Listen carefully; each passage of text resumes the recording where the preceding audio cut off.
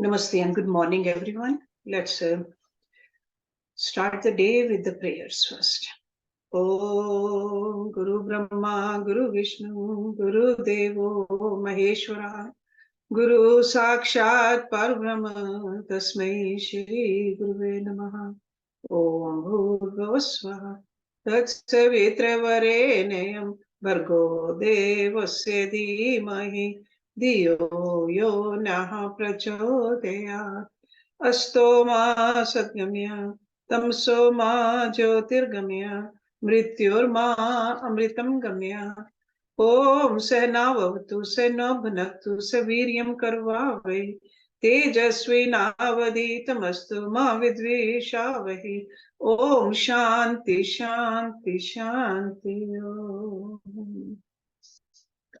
So this is Uddhava Gita, conversation between Shri Krishna and Uddhava. And Lord Krishna is telling a story over here. Story based upon what he knew about his ancestor, Yadu Maharaj. The conversation between King Yadu and Avadhuta. And Avadhuta is telling him that I have learned from this nature. In particular, he just mentions this 24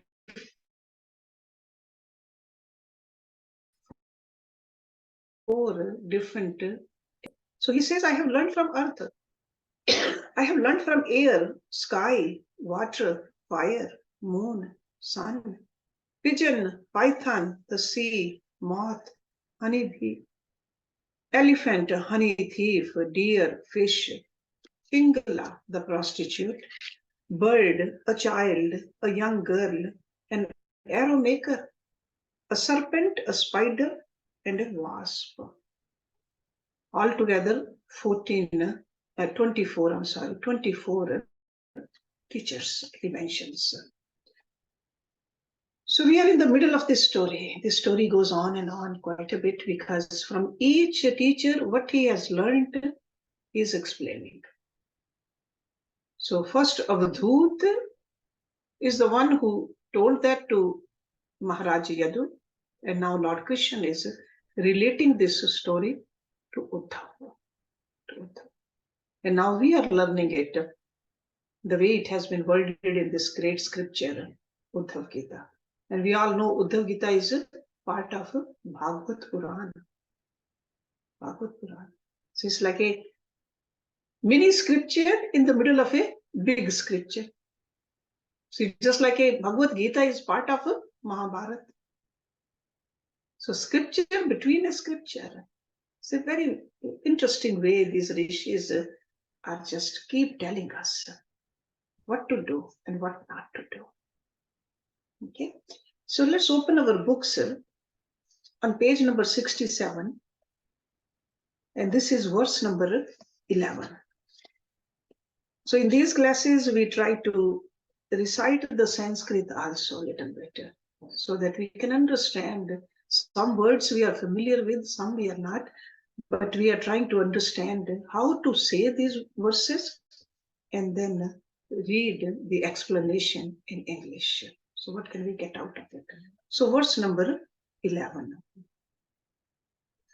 Sayantanam Shwastanam Vana Sangnitaha Bhikshitam Pani Padro Dramatro Makshikev Na Sangrahi.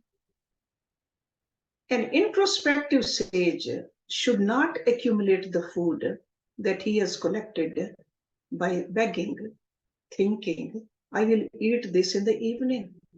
I will save this for tomorrow. Rather, he should accept only as much food as fits in his hands and store only that which fills his belly. He should not imitate a greedy honeybee who eagerly collects more and more honey. So in other words, we should not be a hoarder.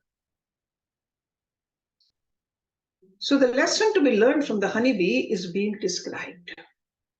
A saintly person should not accumulate the food that he has collected by begging, because this is one of the tradition that some of the saintly people, they don't have any job. Whatever they get by begging, they just survive on that. So thinking I will eat this in the morning and I will eat that tomorrow, then what is the question of saving something for the next month? It is the opinion of some that one should not accept an invitation to eat at some future time. What kind of a begging bowl should one employ? The answer is that one should use the palms of one's hands as his begging bowl. Where should one store his alms? The answer is that one should store whatever he collects in his stomach and nowhere else. One who follows this advice is certainly a saintly devotee. Okay? So this is for Avadhut, who doesn't have any house, doesn't have any children, but we can learn from it too. Try to hold less and less. Whatever we can give away to help somebody, we should do that. Okay? So sometimes we really cannot take the advice literally, but see what can we learn from it? Where can we benefit from it? As a honeybee may meet with death after being stuck in the huge quantity of honey it has collected with great attachment, a mendicant may spoil his spiritual life by accumulating more than is required. Because our mind always gets attached to what we have acquired. It's always there that I have collected, I have earned, I have saved, mind goes there. However, for spreading Christian consciousness, one may accumulate unlimited material opulence. So what he is saying that if you have something, use it for the benefit of others. So spreading Christian consciousness means spreading the knowledge for the wisdom of the Lord Krishna. That's what he's saying. So in order to run a temple, run an ashram, you need the money. So that's what he's talking about. If you have the opulence, if you have the materialistic wealth, use it for that, for the benefit of others, not for holding. So number 12. Sayantanam shwastanam vana sanghanitaha bhikshukaha makshika iv sanganam sahatena vinashyati. A saintly mendicant should not save any food for eating later in the day or the next day. If he disregards his injunction and, like the honeybee, collects more than his immediate needs, he will be destroyed along with his accumulated wealth. So this is like again the same message which he is giving in the verse number 11. What is the harm if one accumulates a great deal of wealth? The answer is that if a mendicant accumulates more than necessary, he will meet with the destruction along with his possessions. So honeybee gets stuck in the accumulated honey. We human beings, through our mind, we get stuck in the material possessions which we have accumulated. Okay? So whatever we have accumulated, we just get stuck in there. And he's trying to make this point clear to us by reiterating. So whenever it's like I repeat it again, see the first line is exactly the same as the in number 11 and 12, first line. So it's like for the emphasis purposes, it has been repeated again. Number 13.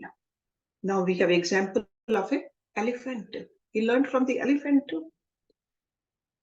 Padapihi yuftim bhikshur na saprished darvim api saprishan kriv badyet karinyaha ang sangataha.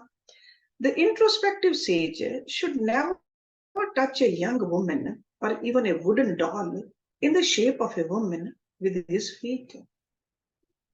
By bodily contact with a woman, he will become entangled and fall down into the pit of material enjoyment, just as an elephant is captured by the use of a she-elephant due to his desire to touch her body. Okay, they rub against each other. It's like a sensuality through the touch. And it's not only for the male, it goes for the females also. So just remember this. Scriptures are written by male, so sometimes that's why we think that, why did they say only male? Don't females get attracted? Yes, they do. So they got to watch for it too. If you want to become saint. A saintly person should not touch even a wooden form of a woman with his feet. So not even with the feet, let alone with the hand. Okay. Elephant hunters scamper and attract a male elephant. By leading it to a pit covered by grass, showing it a female elephant at the far side. The enamored elephant then falls into the pit and is thus captured. So they just keep touching with that sensuality of the touch. They forget, even though they are smart, elephants are considered very smart, but that touch to the other elephant, they just forget that, hey, there's a trap there, and they get trapped. The trick used for capturing wild elephants is herein described. Wild elephants are tempted by exhibiting a she-elephant in front of them. They are led to a well-guarded pit and thus captured. The madness of the elephant is compared to the arrow of a Cupid. The maddened elephants are attracted to enjoying the association of female elephants, but intelligent devotees should adopt a mood contrary to this. As an elephant is attracted by the touch of a female elephant, a lusty man is attached to enjoying the association of a woman. Therefore, to see a woman on some pretext or to even think about her is totally prohibited for those who are renounced. One should not allow his mind to be lost in lusty dreams of sex pleasure. Sexual enjoyment is exhibited in various ways, such as by talking, by contemplating, by touching, and ultimately by engaging in sexual intercourse. All of these constitute a network of illusion by which one is helplessly bound to material existence. Therefore, an intelligent person should not indulge in any form of sense enjoyment with women. Okay, so this is for like a who's a brahmachari, the celibate. Different rules for the householders. Got to always remember that too. Okay, or different stage in life also. There are very clear guidelines in our Vedas about all this. Verse number 14. Na adhigachet istriyam pragya kahirchin mrityum atmanaha baladhike sahanyet gajer anyer gajo yatha. An intelligent person should never try to exploit the form of a woman for his sense gratification. Just as an elephant trying to enjoy a she-elephant may be killed by other bull elephants also enjoying her company. One trying to enjoy a lady's company can at any moment be killed by her other lovers who are stronger than he. One should not think this woman is meant only for my enjoyment, because he may be killed by a stronger debache who wants to enjoy the same woman. So that is like the outcome of sometimes with overindulgence with sexuality. Number 15. Na deyam no bhogyam chalubdher yad dukh sanchitam bhugte tad api tach anyaho madhu hev arthvin madhu. Greedy people earn wealth with great labor.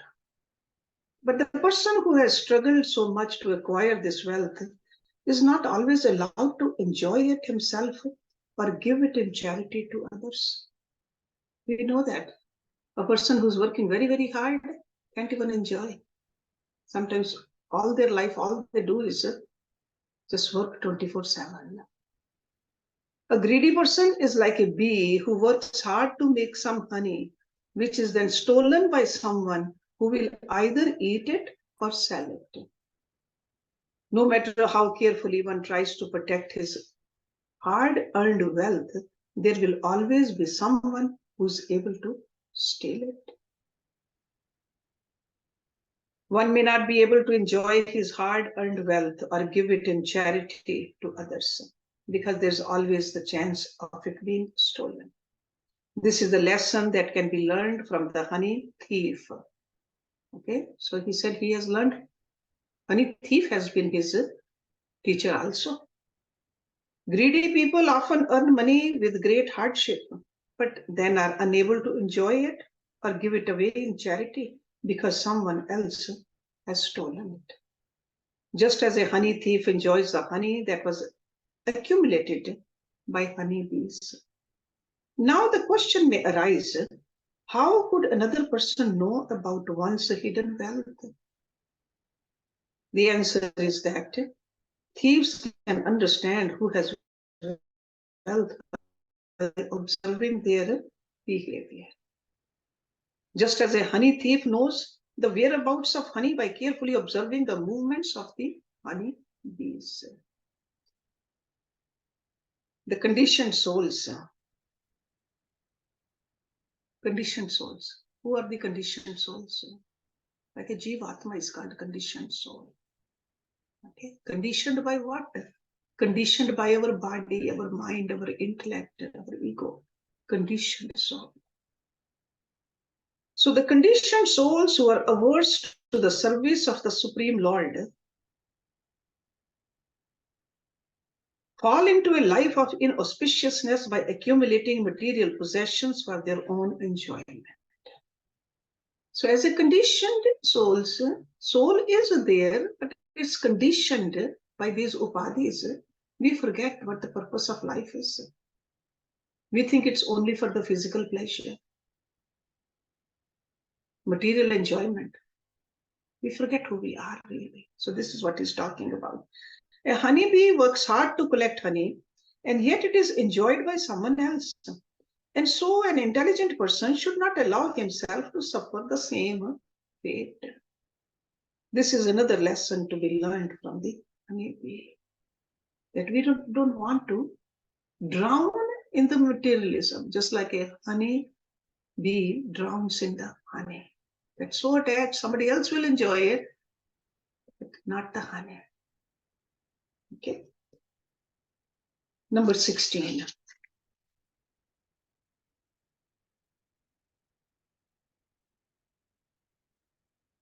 No, number 15, I'm sorry. That was 14, so now 15. Now,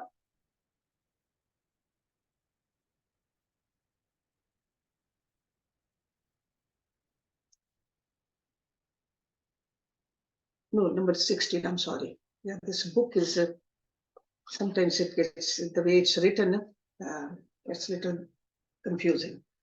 So, dukho uparjiter viter ashasanam grahashisha madhu hevagrato bhungate yatirve grih medhinam.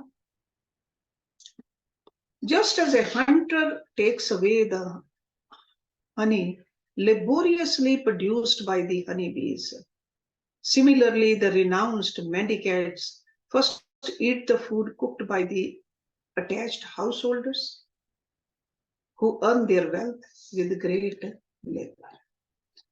It is possible to enjoy sense gratification without personal endeavor. In this regard, I accept the honey thief as my spiritual master. The brahmacharis and the sannyasis are entitled to be the first to enjoy the sumptuous food produced by householders.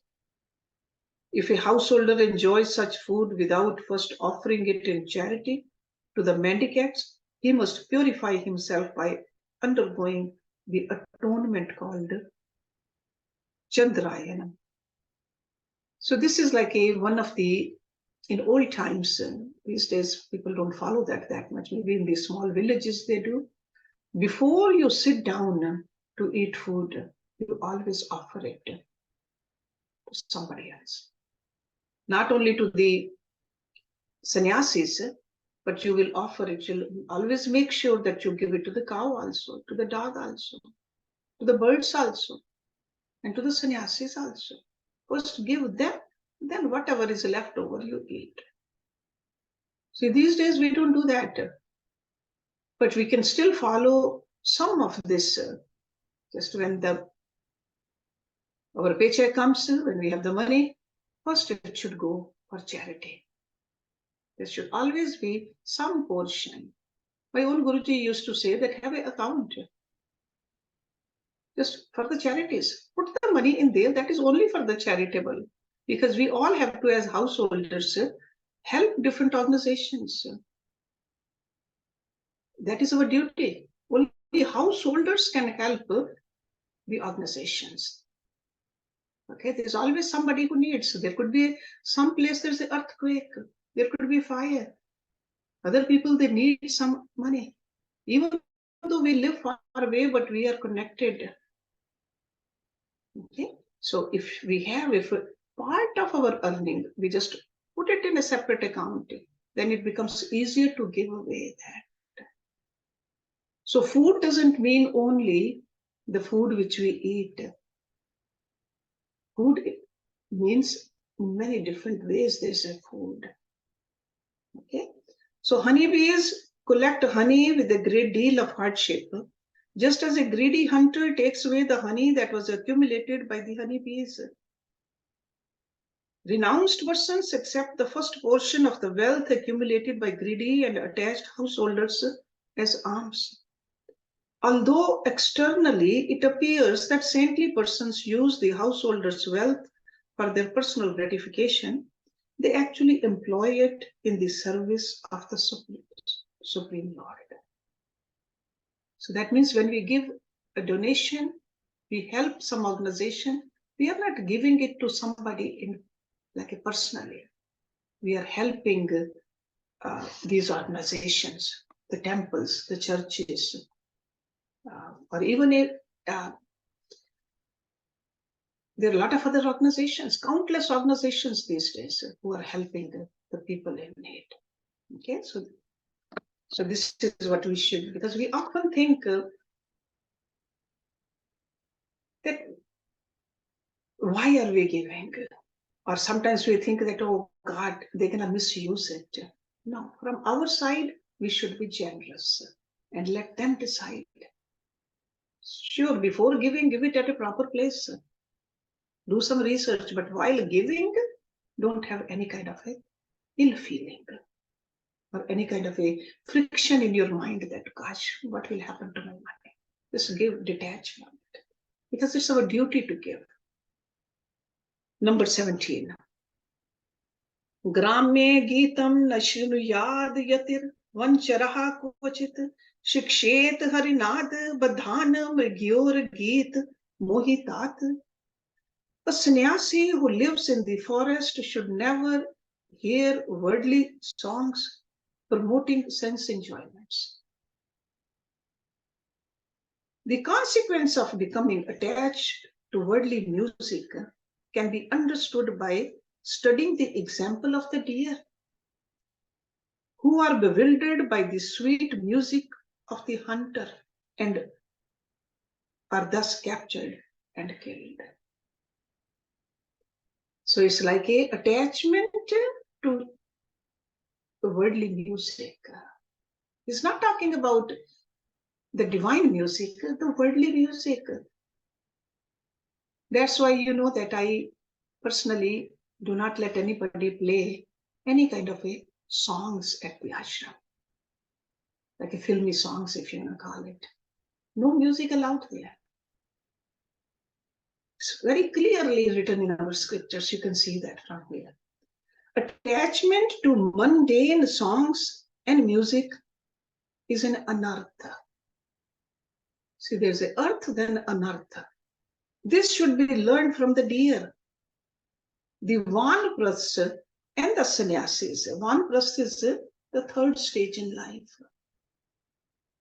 See, first and the second stage is different, but the third stage in life, when we are supposed to devote more and more time in contemplation of the scriptures, if we waste time into this mundane music, then we are wasting our life, according to our scriptures. So this should be learned from the deer. The vanprasthas and the sannyasis should never hear mundane songs and music which simply promote sense gratification. Instead, they should hear songs in glorification of the Supreme Lord. So that's why I was telling you the bhajans, the kirtan, the jap. Just as a deer becomes captivated by the hunter's enchanting music, sannyasis will certainly fall down from the path of renunciation by listening to songs promoting sense gratification. This is the lesson to be learned from the deer. It is well known how Vyashringa Muni became ensnared by hearing the singing of beautiful women. So there are a lot of examples where a person who was doing the sadhana but got trapped through one of these, whether it was a touch or whether it was a music or something else. The senses are so strong. If we control them, we can definitely raise our energy to the higher level. And if we don't control through the senses, we can fall down also. So this is what he is trying to tell us with these examples. Verse number 18. Nritye vaditra gitani yushan gramyani yoshitam asam kriyin koho vashe rishi shringoho mrigi sutta. Being attracted by the mundane singing, dancing, and musical performances of beautiful women, even the great sage Rishi Shring, the son of Mrigi, came under their sway just like a pet dog.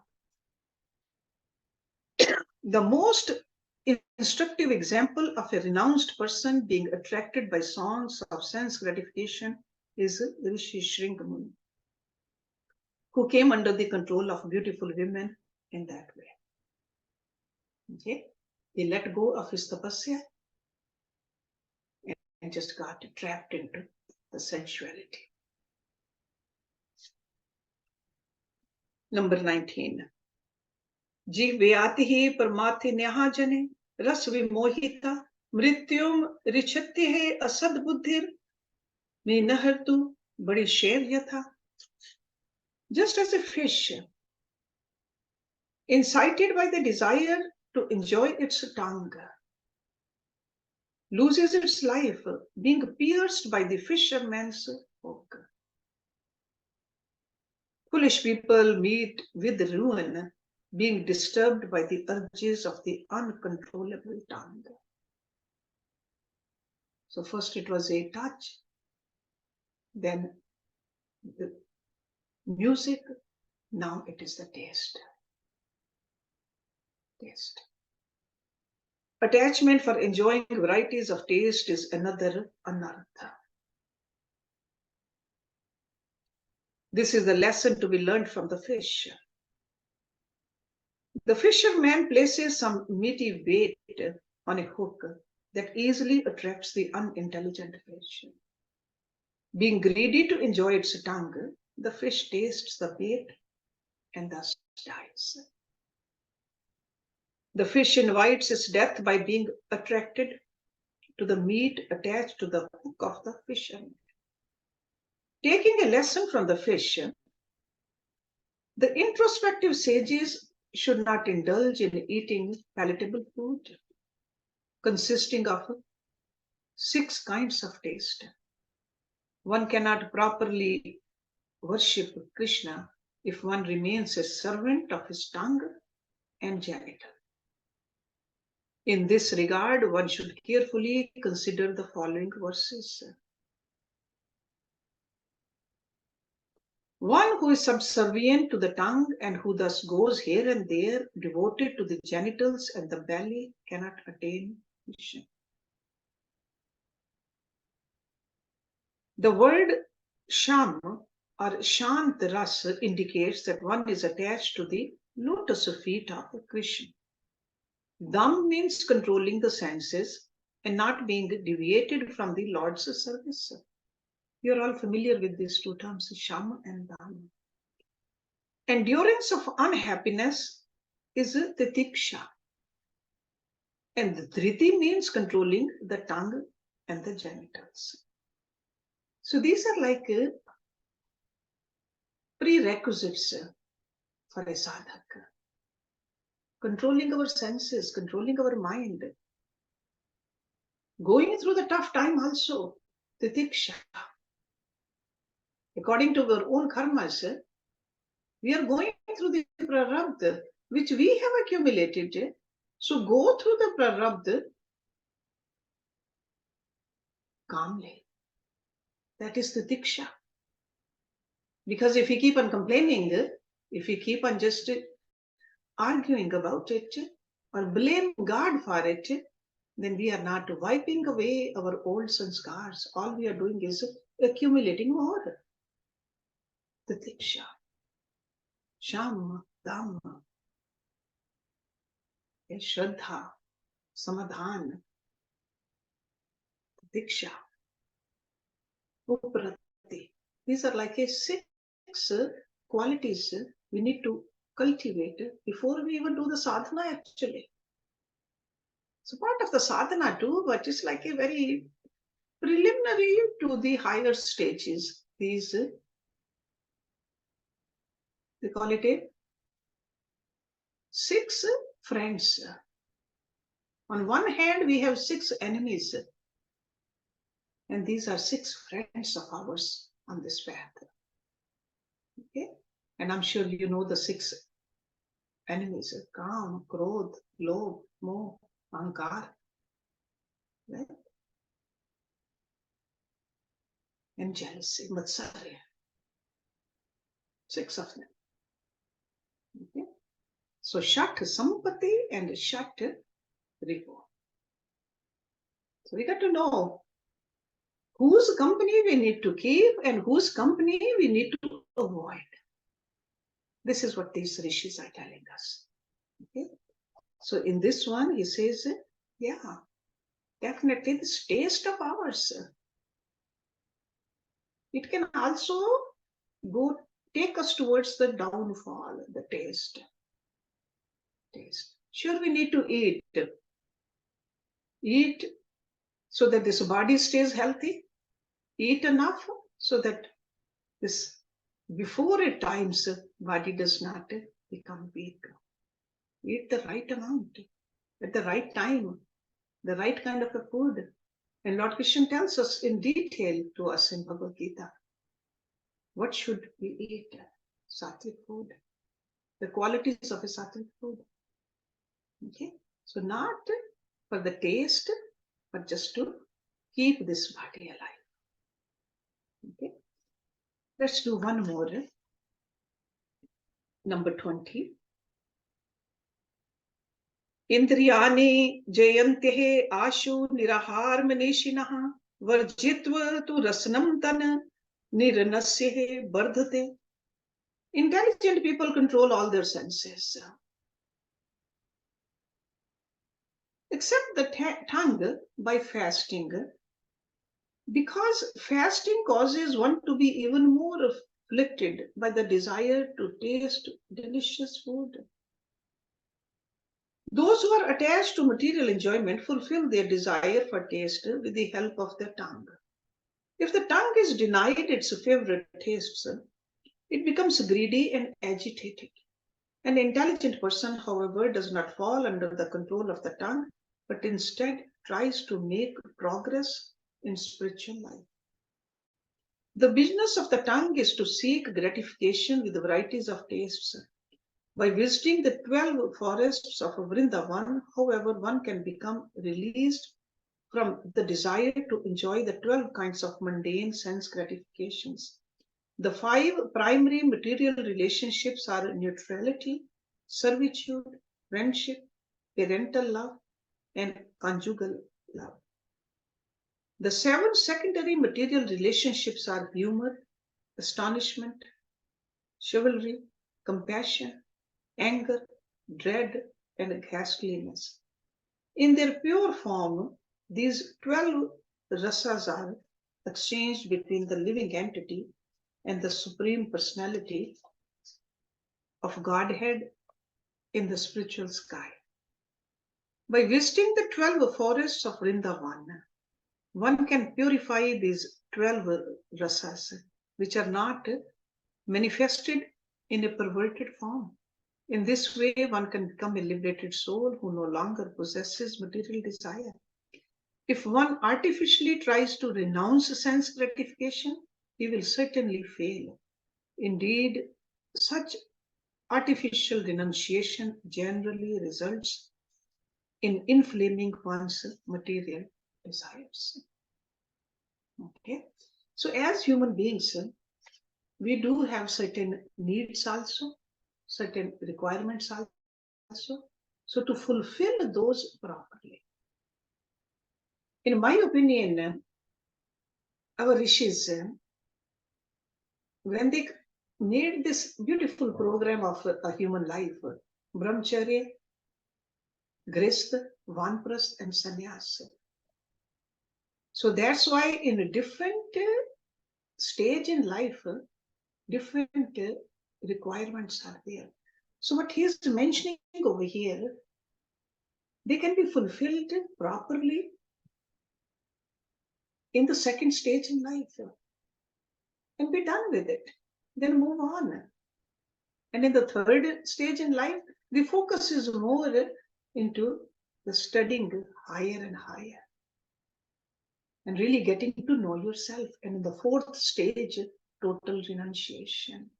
If we try to renounce before we are even ready, then again we can fall back. So this is what he's trying to tell us over here. So the program of this life is written very clearly in our Vedas.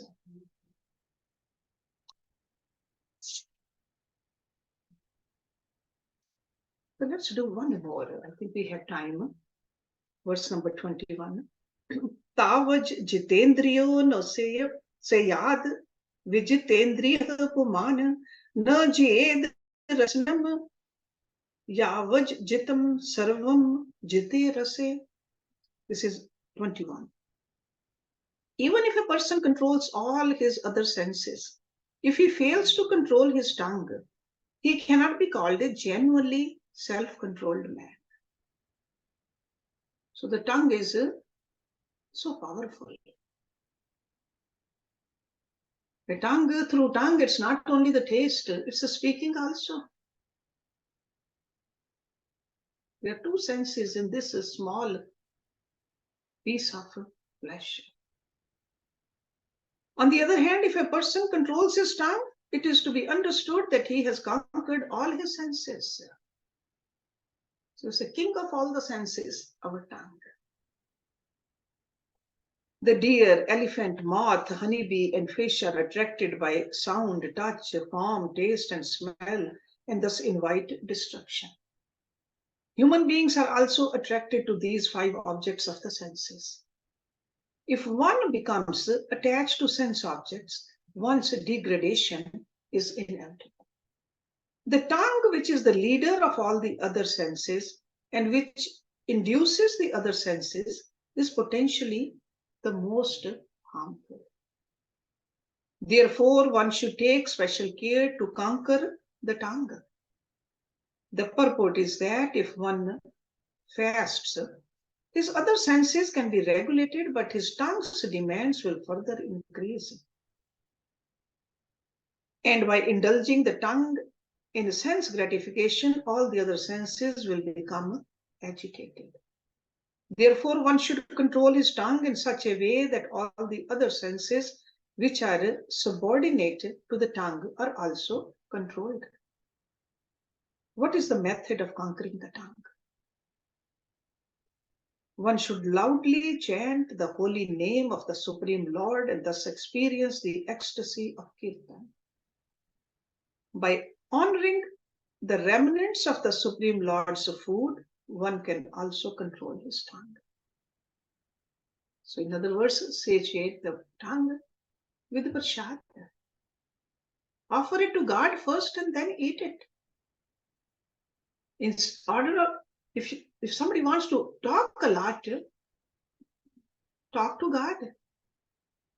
That's what kirtan is, that's a jap is. Control the tongue like that. The senses of those in the bodily conception of life can never be controlled because such persons are bereft of the mellows of devotional service.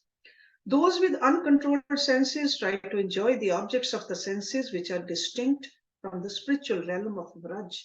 So they end up becoming devoted to their belly and genitals.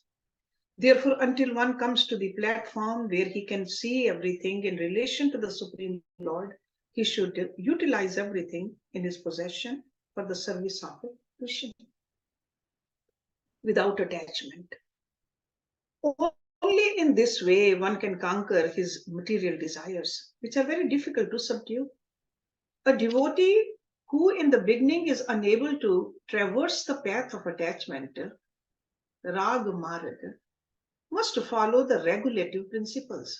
One's desires for material enjoyment will not cease until they are replaced by desires to serve the Supreme Lord. Okay?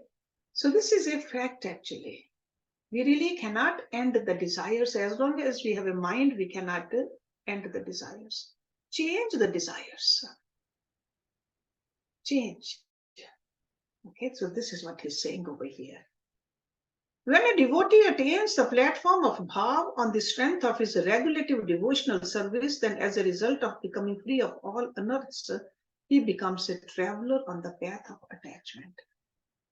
It is only then that one becomes liberated from the gross urges of the tongue, belly, and genitals, as well as from the subtle urges for profit, fame, and adoration. At that time, he is no longer bewildered by the flowery words of the Vedas, which tempt one to remain in this temporary world of material enjoyment. When one can control the urges of his body, mind, and speech, then all his unearths are eliminated. And again, anarth is opposite of arth. See, arth is one of the goal of life. Dharam, arth, kam, moksha. Remember that? So if we are not doing it properly, that arth becomes anarth.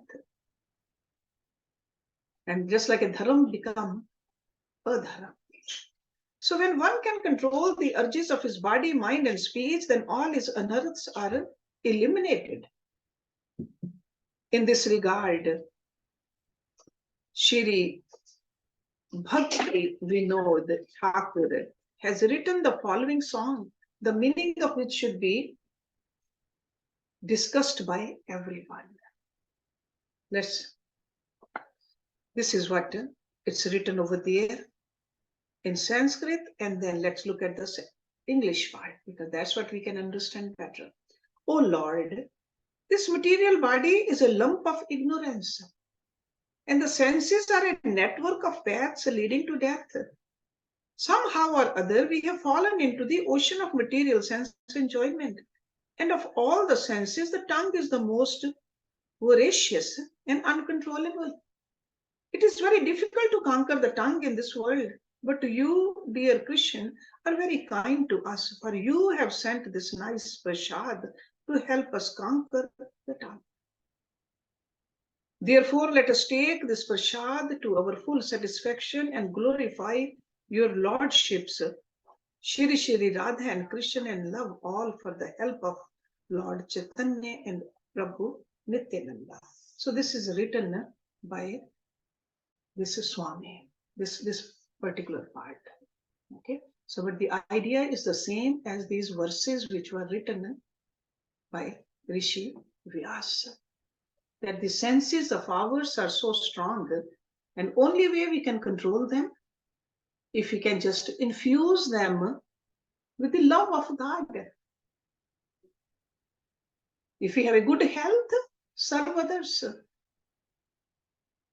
Whatever God has given it to us, try to serve others. By serving others, what are we doing? We are serving God. Lord Krishna said many, many times in Bhagavad Gita that to use what we have for the betterment of others, whether it's a wealth or a health or any kind of a education we have, whatever God has given us. That's why God gave different things to different people, so that we can all just give back to his creation. So let's stop it here, and next week we'll start from here. Om Purnamada Purnamidam Purnat Purnamudachyate Purnasya Purnamadaya Purnameva Vishishyate. Om Shanti Shanti Shanti Om. Thank you very much.